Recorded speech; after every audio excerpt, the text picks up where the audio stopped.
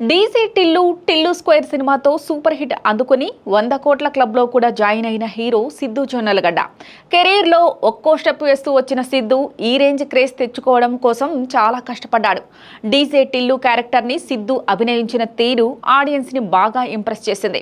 అయితే DJ Tillu square 2 సినిమాల తర్వాత రీసెంట్గా జాక్ అనే సినిమాతో వచ్చాడు సిద్ధు.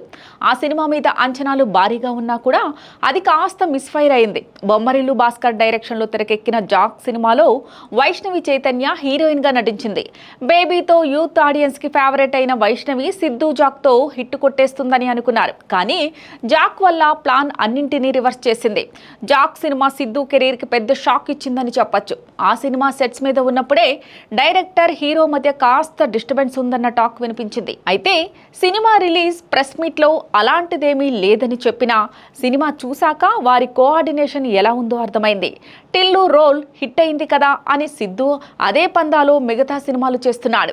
జాక్ సినిమాలో చాలాసార్లు టిల్లు ఇలా వచ్చి అలా వెళ్ళినట్టు అనిపిస్తోంది. అయితే జాక్ నిరాశపరచడంతో సిద్ధు నెక్స్ట్ చేస్తున్న సినిమా మీద ఫుల్ ఫోకస్ పెడుతున్నాడు.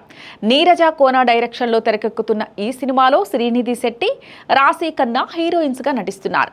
జాక్ ఇంపాక్ట్ పడకుండా సిద్ధు ఈ సినిమాతో మరో హిట్ కొట్టాలని చూస్తున్నాడు. సిద్ధు తెలుసు కదా సినిమా అతని తరహా క్యారెక్టరైజేషన్ అయినా కథనాలు ప్రేక్షకులను అలరిస్తాయని అంటున్నారు. లేటెస్ట్ గా హిట్ 3తో సూపర్ హిట్ అందుకున్న శ్రీనిధి శెట్టి ఈ సినిమాకు ప్లస్ అయ్యే ఛాన్స్ ఉంటుంది. మరి సిద్ధు జొన్నలగడ్డ తెలుసు కదా సిద్ధుని మళ్ళీ హిట్ ట్రాక్ ఎక్కిస్తుందా లేదా అన్నది చూడాలి. సిద్ధు జాక్ సినిమా అసలైతే సమ్మర్ రిలీజ్ అనుకున్నారు కానీ అది కుదిరేలా లేదు.